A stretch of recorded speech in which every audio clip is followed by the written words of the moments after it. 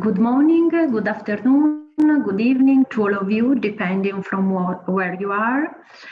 A very warm welcome to our webinar, Grants and Funding Managing a Grant Project. I hope you all are well and safe in this challenging time. My name is Ilaria Mariotti from Politecnico di Milano in Italy, Department of Architecture and Urban Studies. I'm Associate Professor of Urban Regional Economics, and I recently received the Regional Studies Association Small Grant Scheme on Pandemic Cities, Regions and Industries. It's my honor.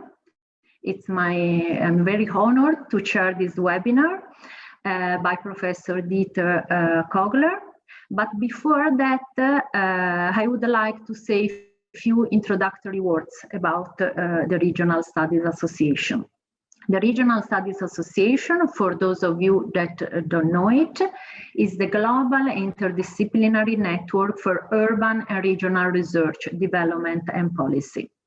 The RSA supports its members with the latest research, funding schemes, networking and publishing opportunities, and provides spaces to grow research and careers. As a response to the current global crisis, the Regional Studies Association Board put in place initiatives to support its members and the wider community, such as the professional development webinar series like this one of today, and the regions, cities, industry webinar series that are free. Anybody can access. A small grant scheme, the one I've got. Remember that the new deadline is the 30th of June this year. Regions in Recovery, a global e-festival that takes place in June. I suggest to check time by time the Regional Studies Association website, where you can find all the information and the details on the initiatives. The Regional Studies Association has also a new app called RSA Hub, which will enable you to network and attend virtual events throughout the year. I added the following general information. So this webinar will be recorded and will be made available for our RSA members and on the RSA Lounge.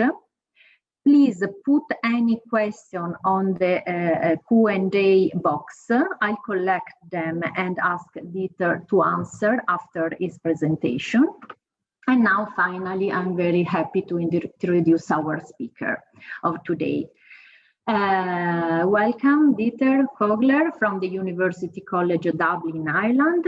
He is the academic director of the UCD Spatial Dynamics Lab and an associate professor in economic geography at the School of Architecture, Planning and Environmental Policy at University College Dublin. His research focus is on geography, innovation and evolutionary economic geography, with particular emphasis on knowledge production and diffusion, and processes related to technological change, innovation, and economic growth. He is currently an ERC starter grant holder with the project titled Technology Evolution Regional Economies. In parallel, he also leads an SFI funded the Science Policy Research Program project on science technology spaces. Dieter is an editor of Regional Studies and an editorial board member of the Cambridge Journal of Regions, Economy and Society. His career path combines professional and research experience acquired in Europe, the US and Canada, with a variety of areas pertaining to the spatial analysis of socioeconomic phenomena. Today, Dieter will explain us how to manage a grant project, including successful time management. You will hear from him how you can effectively manage yourself, the grant project, and your time for your next project in general, or more specifically, a grant you have applied for or have been awarded. Now I give the floor to Dieter, and I thank you very much. Thank you, Ilaria, for this very kind introduction, and thank you to the Regional Studies Association for this opportunity to speak here today and hopefully provide some wisdom in terms of how to manage a grant project. So to get started, as time is running short, we've prepared a poll with 4 questions up front. That will give us a little bit of an idea of the audience, and I might be able to speak to some topics a little bit more than other ones. So you have the poll up right now. Let's take a couple of minutes. It should be very quick. It's 4 questions. And then we just look at the results. And in the meanwhile, I start sharing my screen. I think we're probably done. So whenever the results are available, please let us know. Okay, so what do we have here? So out of the audience, about 72% have applied for a grant, 80% have been successful. That's very good to hear. Most of you have applied for smaller grants, but there's also people with rather large grants. And for those having experienced serious difficulties and challenges, it's a split, very much 50-50. So the experience of managing a grant doesn't seem to be one or the other, negative or positive. It's probably a mixed bag. So that will give me now enough information maybe to say a few words as I go along. So thank you for filling out that poll. Okay, so you heard enough about me, so let's skip that. What will I be talking about in the next 15 to 20 minutes? First of all, I will talk a lot about the upfront, when you receive a grant, the considerations there. Then once you have it all set up, the day-to-day kind of management of the grant, and then some considerations at the end that might go a little bit beyond the grant or why we apply for grants specifically. So here we go. You applied for a grant, you get the notification email, happy days, you were successful, it's a great achievement. Grant applications are very competitive and so on. We all would know about that. But that's really then after a few days of excitement, probably when a little bit the headache sets in terms of how to get it all set up, how to get started, and so on. And really, I suppose good planning, which you probably would have done already in the proposal writing stage, is really crucial in that stage. So no worries in terms of getting it all started. So some initial considerations here. What type of grant you got, of course, will heavily determine what sort of pre-work has to be done before it's all set up. Small grants clearly usually need less planning, less time management, all those kind of things. But nevertheless, by the end of the day, a lot of elements of grant management planning are similar, and it doesn't matter really if it's small or large.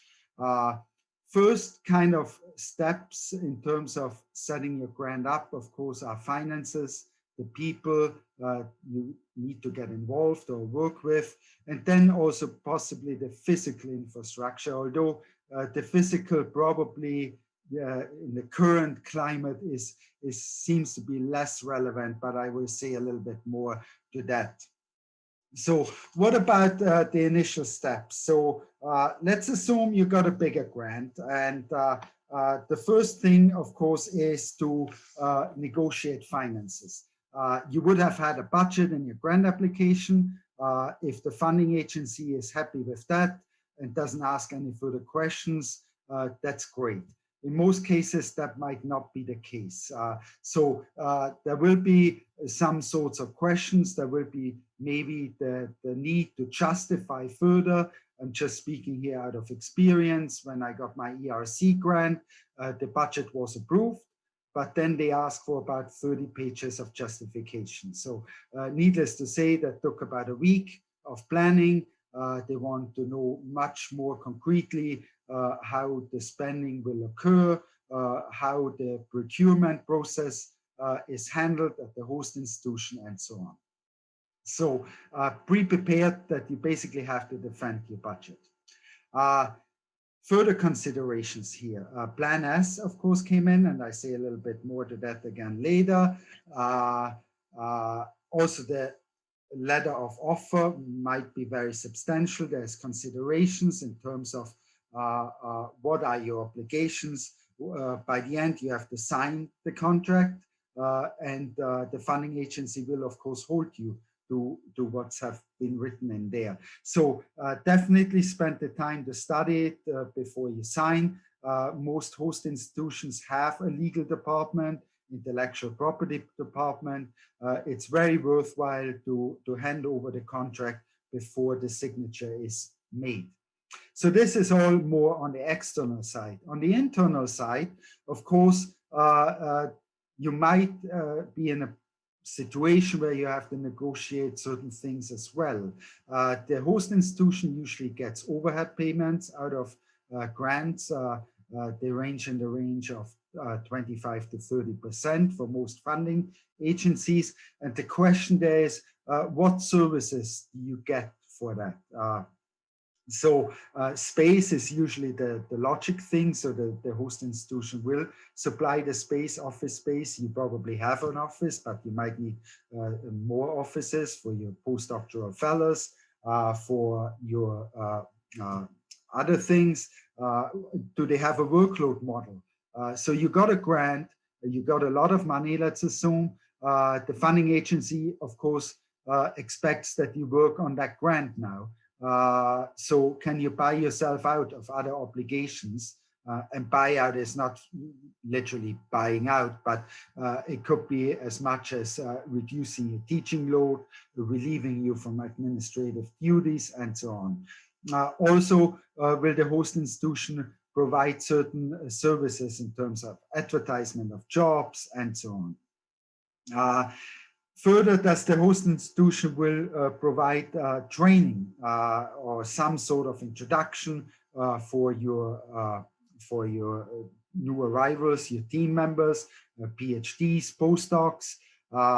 Also, be aware you might go from a setting where you're an individual researcher, you manage your own time. Now you have to manage many different obligations. You're almost in a setting of a small company. And all of that, perhaps without direct administrative support, as most funders would not provide money, let's say, for an administrator or so on.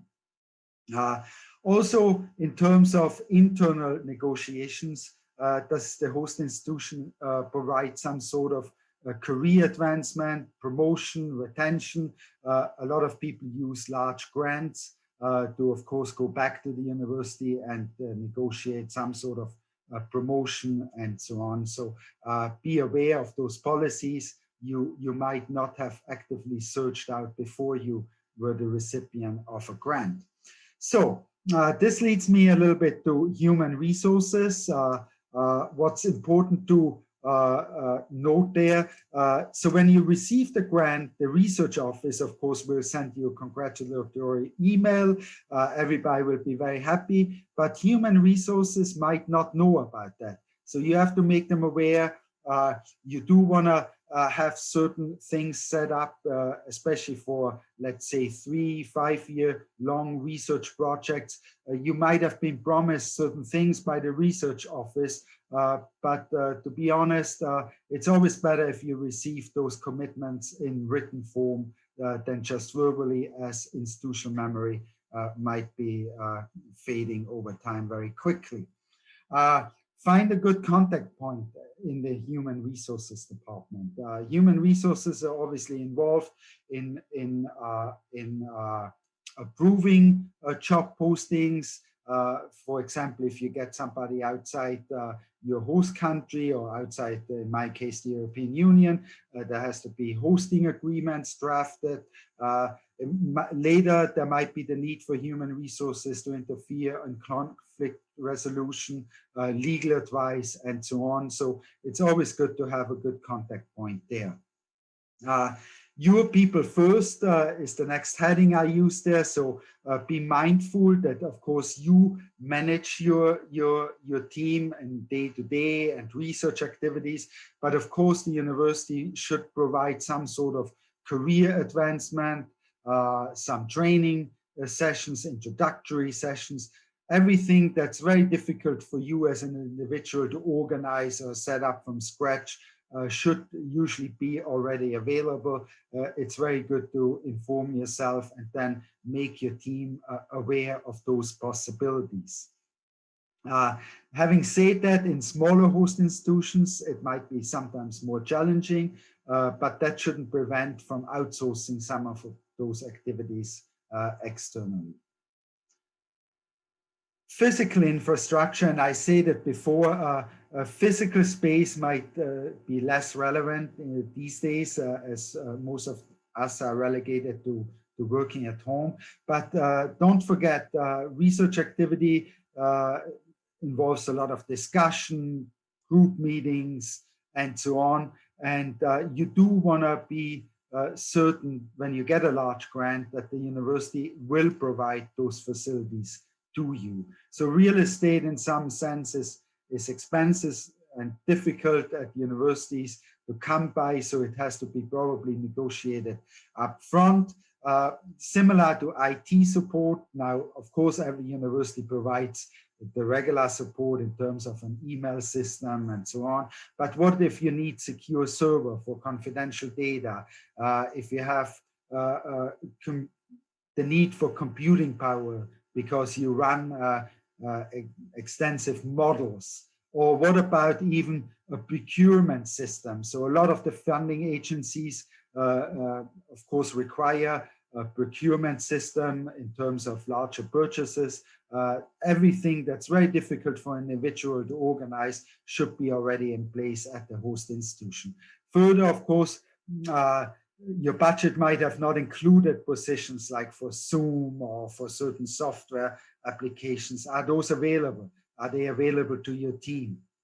And finally, this leads me back what I mentioned before, in terms of Plan S and the requirements of funders to provide your findings in an open source with environment, possibly also to provide the data you collect if it's not confidential. Again, does your university run a repository kind of system, or do you have to look on the outside to find that? Okay, so now you have the grant set up. So I would say it's a lot of work up front. So organizational and manage-wise, there's a lot of front loading in terms of getting a project up and running. So let's talk a little bit about the day-to-day management. And I guess as a caveat, I mean, in 20 minutes, I can only hit on very high points here. There's of course much more to it, but I tried to, as I made my notes, I realized I would probably present 2 hours, and that's obviously not an option here.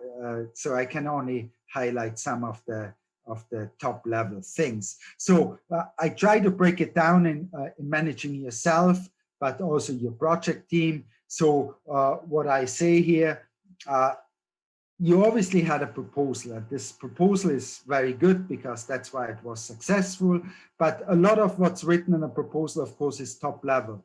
There's space constraints. You obviously want to communicate your research idea very concisely to a panel of experts. But by the end of the day, you have to probably think how to break down all those big ideas in smaller tasks. So in order to make it very efficient for yourself, but also for your team, don't think about big deliverables. Think about the little steps that get you to that deliverable, devise exact timelines. For most of my team, at least as long as it was possible, we would have daily meetings, at least for some periods of times, especially in the early periods of a project where it's a lot about idea generation and so on. Later on, weekly meetings. One thing I found in my own day-to-day kind of management tasks, very useful is to ask people not just to come to meetings and just start discussing randomly, but maybe provide a PowerPoint up front, even just 2-3 slides that highlight what has been done the last days or the last week, what are the tasks that have been completed, what are the challenges that have been encountered, and also always make sure to have an action point at the end. You will very quickly find yourself that you're responsible for everything and kind of find yourself drowning if you don't manage to download certain tasks to your project team. In this case, of course, if you have a little bit of a structure like PhD students and postdocs, clearly are more advanced. They're really early career scholars that are probably trying to find a faculty position or this or that. They are very, very trained already in being very diligent in terms of working, keeping time records, keeping records of their research and so on. It might be a little bit more challenging with PhD students. In this sense, it might be also smart to look back at your proposal. To what extent do deliverables depend on PhD students versus postdocs versus what you can carry yourself? It's always smart to hedge the risk there a little bit, knowing that very early career researchers, of course, are not as quick, that they encounter many more challenges and so on. In the sense of day-to-day management and keeping track of everything, what I found very useful is setting up a shared calendar, maybe use a project management app. There's a lot of free online platforms out there. Everything that can help you breaking down the large project into smaller pieces basically is very useful there. Okay, so this leads me a little bit to the back end, or maybe also ongoing tasks. And I have two main headings here, periodic and end of project tasks. Periodic kind of reporting, be aware of deadlines.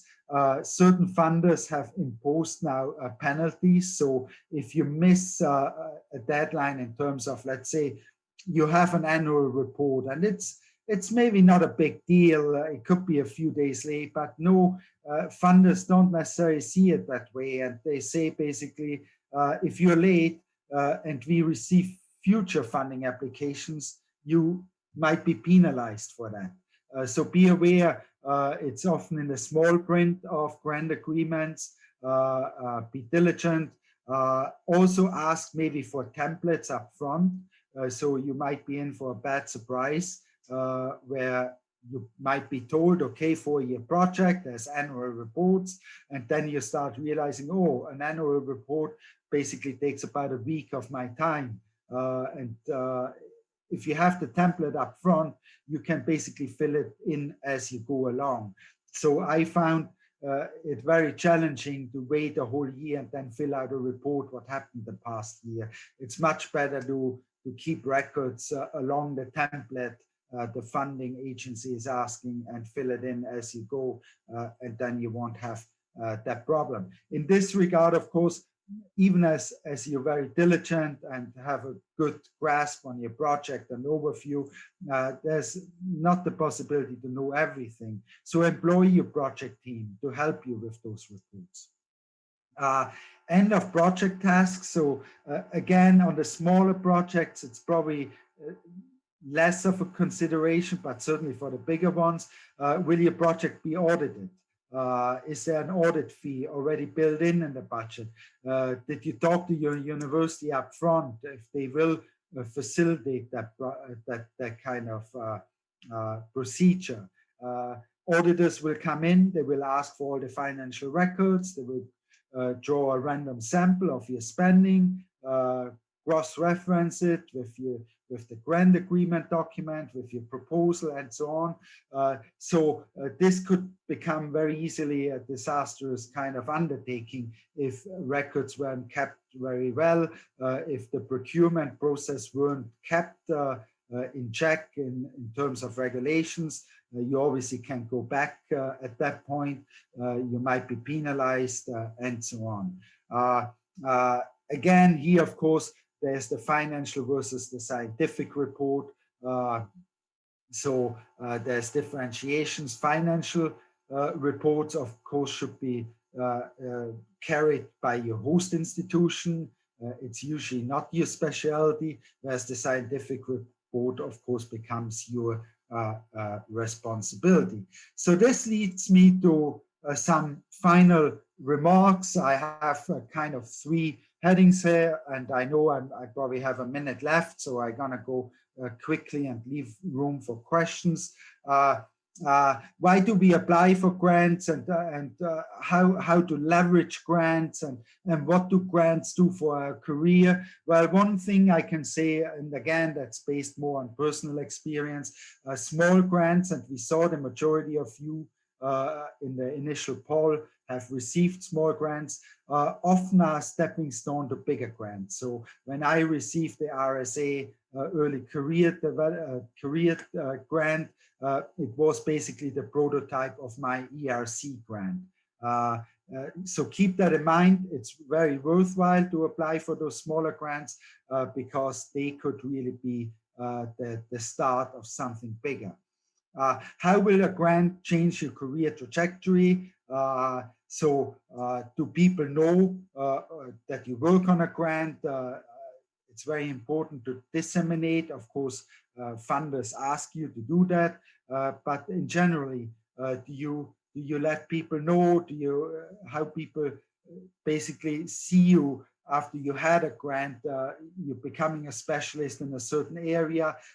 Make sure that you engage, of course, through publications with your scientific community, but well beyond that, through, for example, this webinar, or other webinars, or seminars, and also engage with public stakeholders, policymakers, and so on.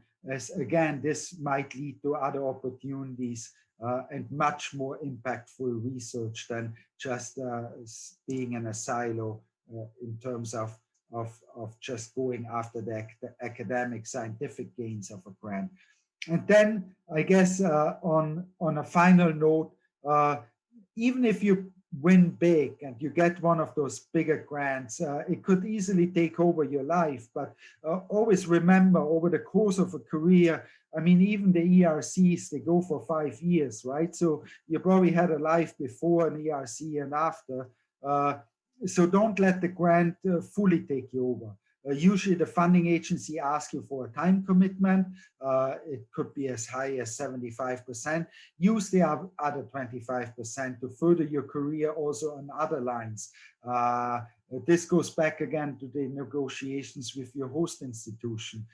Make sure that the host institution values that you took the extra effort to apply for grants, managing grants, and so on.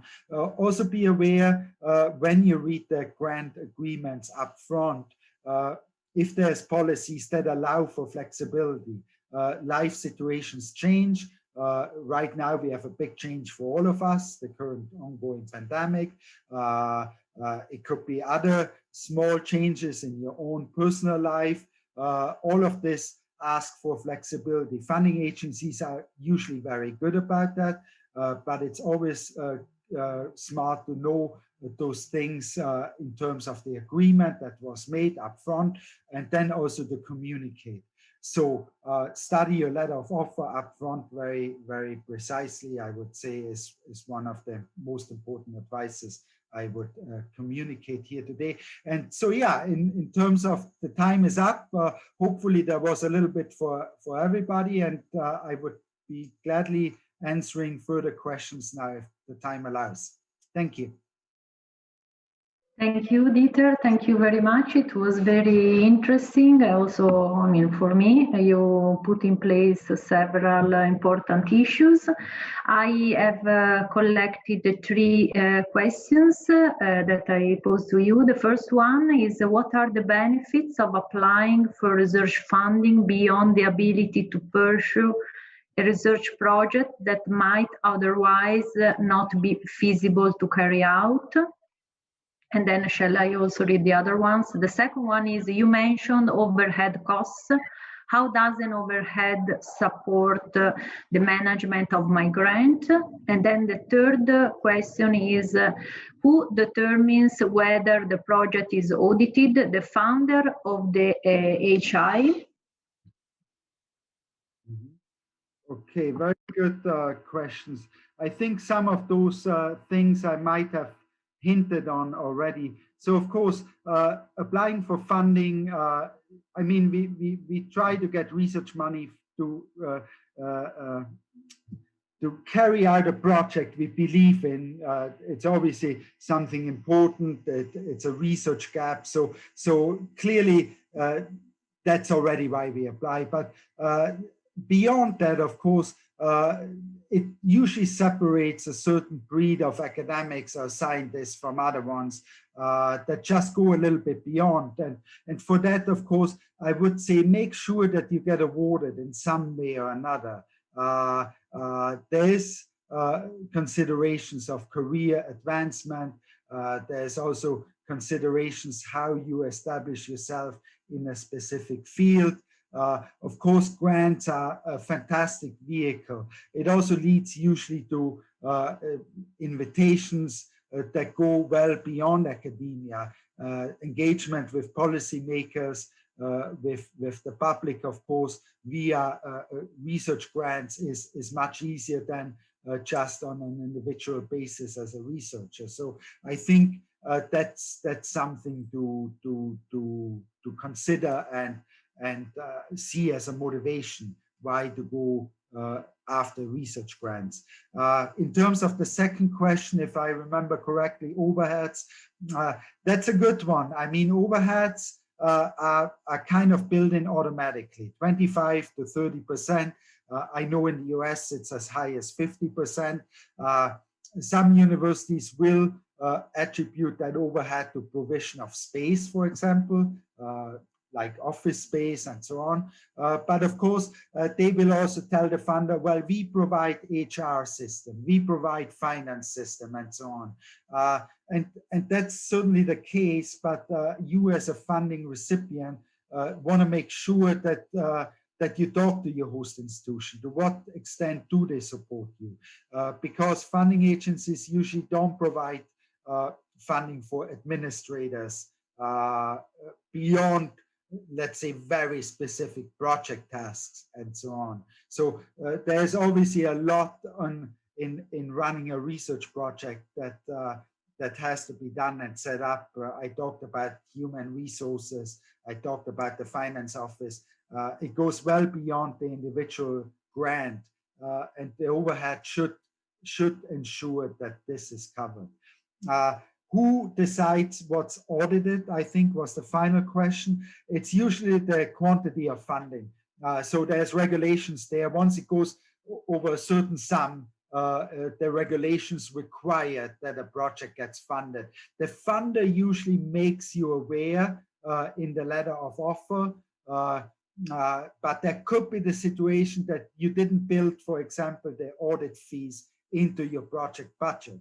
And usually it's bigger projects. So in the bigger picture, let's say 5,000 euros auditing fee doesn't seem much. But trust me, when you're at the very end of the project and everybody has moved on and you are presented with a 5,000 euro bill, it might be challenging. So you do want to keep that in mind for larger projects. Dieter, we have another question. In your case, how much time do you set aside in an average week for grant and project management? That's a good question. So for the ERC and other European projects, they will ask you for your time commitment. So there will be a box and it will literally be a percentage. And, you know, you might have put in 70%. So literally 70% of your time then, if you're successful, should be directed towards your grant. Now, if your university asks you to teach 3-4 classes, maybe do a little bit other admin jobs, you will quickly realize that once in a sudden you're presented with a 60-hour week, right? Now, needless to say, we're all ambitious and we all probably work more than the average 40-hour week, but it's probably not sustainable in a 5-year project. So you do want to be very mindful going back when you receive the grant. Think about it again. How much time commitment did you make? And talk to your host institution. Most host institutions have a workload model, and this has to be then built in. By the end, most funding agencies will not come back and ask very specific questions. The ERC, for example, asks for timesheets. So I literally have to fill out every week a timesheet on how much time I dedicated to the project. And this should then be equivalent to what I said in my initial proposal. So it's very much driven by that. But you could be easily carried away. So it is something to be mindful. Okay. Another question, how do you manage budget overruns, for example, unexpected audit fees? Yeah, audit fees, because the projects are usually that big. If let's say you figure out somewhere halfway through, you're missing the audit fee of 5,000 on a 1.5 million project, the host institution probably will be nice enough to pay that, no questions asked, right? If you run over budget, it usually doesn't come out at the very end, because on multi-year projects, there's usually annual financial reports, and every time the budget will be checked. And funding agencies are usually, they're flexible in terms of, for example, in my case, it took me quite a while to assemble my team, but the spending on the team would have started initially straight away. So I had a kind of an overrun, I had a surplus in my budget for a couple of years. And then eventually I caught up. And the funders usually don't have a problem with that.